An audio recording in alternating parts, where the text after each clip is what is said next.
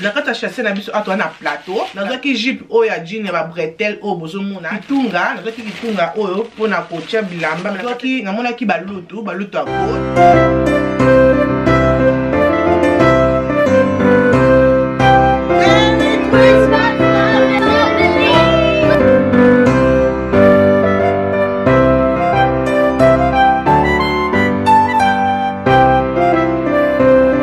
Bonjour les belles dames, j'espère que vous allez bien. Vous allez bien par la grâce de Dieu. Joyeux Noël, la tout pour la vidéo.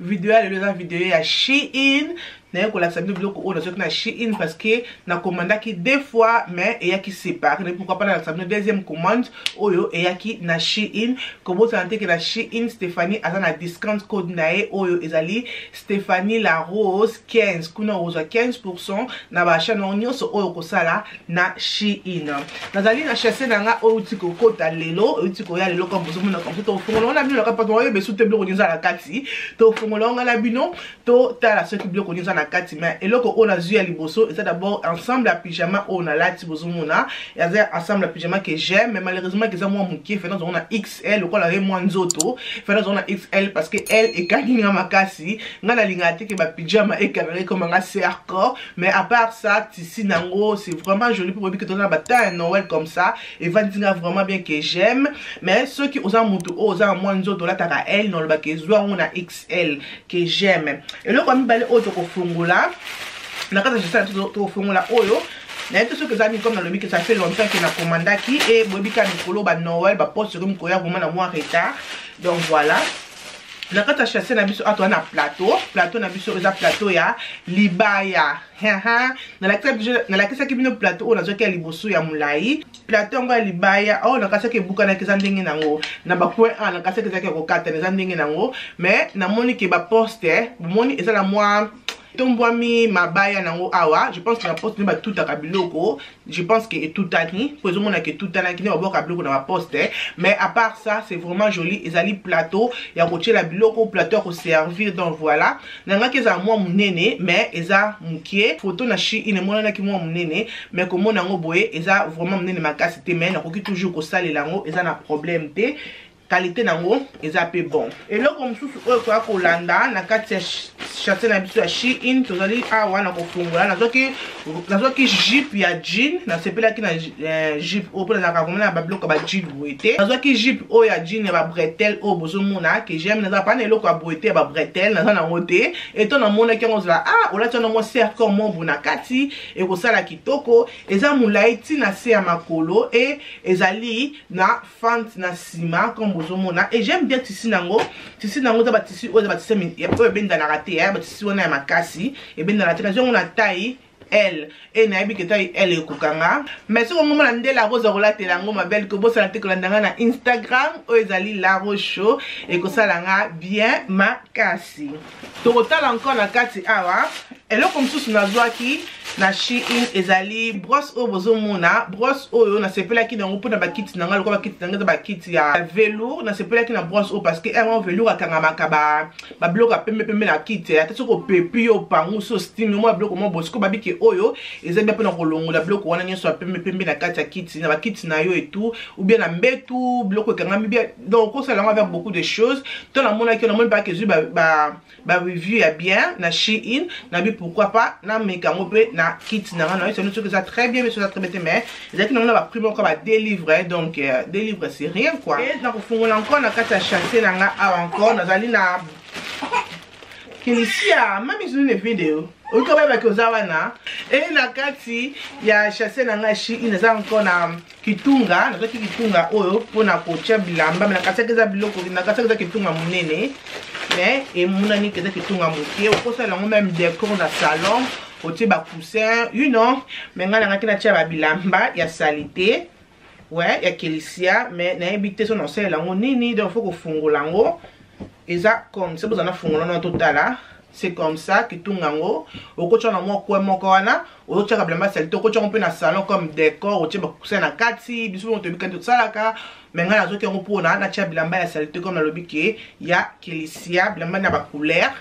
donc pour nous bilamba pembe donc pour nous bilamba ba couleur na ebité sous non tala non ce que simba na quoi on ngana tchelango non tala mais sur nous qualité nango c'est vraiment bon bâtonnier vraiment bien comme au moins les a trois couleurs wana que j'aime couleur nango aussi et ils ont ma boko so che bilamba non et tonzi aussi bango comme ça donc voilà ils ont nene et kota bilamba surtout bilamba bana tu acha ba kelisia bongo et kota bilamba belé et là comme tout oyo kwa kolanda to kofungola box na biso oyo na biso que za nini na kati non yebe shooter donc voilà total là oh ils ont décor na monaki waouh ne ba photo sur ma minene na ba photo sur ma minene mais ma belle ils ont même pas mon nene na monaki oyo na sepela ki nango na kataki keza moi mon nene seriously ils ont vraiment moqué mais c'est joli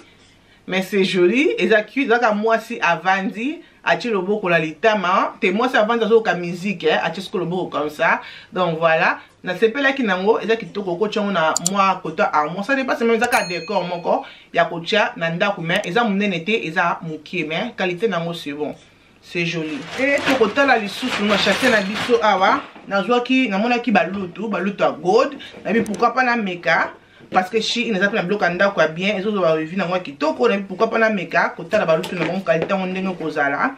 comme on a pris la déjà gold na kotala to kufungula na bino. Donc c'est comme ça et balu oza bambeli eza awa oza balutu et eza na eloko nango ya kotie lango c'est comme ça moi kitunga nango ya ko classer nango ya ko classer balutu comme bozomona na photo et ozala comme ça au classer nango comme ça comme au moni wana moi kitunga nango eza na couleur à gold voilà donc tout ça à toi la fourchette il y a 1 2 3 4 5 6 fourchettes oui toi la fourchette toi la baluto ya mikie cuillère à mikie et toi la cuillère à minene et tout allez na mbeli donc voilà c'est bien que la couleur nango na fungola po total la couleur nango na kati et la couleur à gold regardez que j'aime et ça bien pour na décor aussi na mesa tant o yambi ba to ko na ba Noël comme ça. Vous avez ça nous a décoré na gold, vous avez décoré na gold, ça vraiment très bien. Ça vraiment kitoko. Ça vraiment makasi pour notre zone ngana ngumba, ça vraiment makasi, ça vraiment bien que j'aime. On a refongé la fourchette, comme on appelle fourchette. Regardez-moi ça. Et ça vraiment bien. Oui, qualité nango, ça bien, qualité nango ça m'a bêté. Et ça vraiment kitoko. Donc gold, ça des gold dans makasi hein. Ba gold ça kaloko jaune wana. Mais c'est bien que j'aime aussi. Je pense que vous allez le suka. Oui, vous allez le suka. N'a pas chasser na biso. Na kofungula. Total à ceux qui sont nini. Na sombaki oyo ezali décor yandako. C'est comme ça. Ma photo aux autres yandako. Il y a ba tableau comme bozomona. Mais aux akaba tableau été. Mais akaba photo. Mais faut mosko au somba tableau. Tableau été donc faut mosko au somba tableau. Donc akaba photo nango que j'aime. Ils ont mon nene. Nakasa que ils ont mukie. Ils ont mon nene. Donc ils ont 3. Ils ont fait papier té. Ils ont pas tissu. Ils ont fait que ça na papier. Ils ont tissu. Beaucoup de les là. Ils ont tissu. Que j'aime, ils ont trois modèles comme vous avez ils ont 3 modèles à basi qui n'ont sombe là aussi pour cadre et na kochango pour na chango pour na salon quelque part bon na mkono chango pour na filmer non pourquoi pas donc c'est comme ça que j'aime aussi na sombe kango misato. Ok ma belle, kobo sanate ki la rose pe ate kakara sentir na e po na kokita libumu na biso boyebi ka to na poso kokonda te to garder santé mais libumu za la biso toujours plat et ça la biso toujours plat donc voilà pour ça que la rose ate ka ba sentir la libumu na sentir na nga yango yo o eza ya libumu nga mono lata o eza litai M. Boyebi ke banana bout ça fait déjà 6 semaines mais bon mon la ke libumu na nga vraiment ça va na la ti le côté na la ti gente et le côté donc libumu na nga vraiment ça va so far que bon ça la tête que la rose postera partout ba sentir eza na tia numéro na C na mutu oyo alingi asomba sentir ba tant auto bongisa kanzoto na biso eza ba temps ya hiver ma belle cause la tête que été et ya obana kokima mbangu la rose wapi sentir non era ngwango to la taka ba poto la taka so ba pula minene to la ta bloka minene to la ta ba manto minene te mak mali les alibane za poto era ça la sexité donc somba sentir na yo obongisa nzoto na yo e ko sala bien mingi na été oza à l'aise oza libre kolate loko nyonso oyo o lingi donc voilà les belles dames bloco oyo nazoki na Shein pour Noël on a mon qui est important pour nanga eza biloko oyo na la kisibino comme avec na sala qui des commandes comme na biki ba poste mikolo oyo comme biki Noël les oyo ba comme manœuvre ba linga o aliboso o ami balé et ce qu'on pourquoi pas na la kisabino et que ça là toujours bien. Donc j'espère que vous avez la vidéo j'espère que vous allez bien, j'espère que ma Noël ma préparation de Noël ils ont les cabines bien, que vous avez sur mes vidéos c'est délicieux, que vous avez aimé vidéo, que vous allez abonner, que partager vidéo, que ça là bien makasi ceux qui sont mis là comme on a Shein que vous allez et qu'utiliser code nangai o ezali Stéphanie Larose 15 partagez code nangai la camarade pe bande konayo et ko salanga bien makasi nzamba lola azala na biso nzamba lola abomba biso na tukutani mukolo mususu tina te e kominatina bye.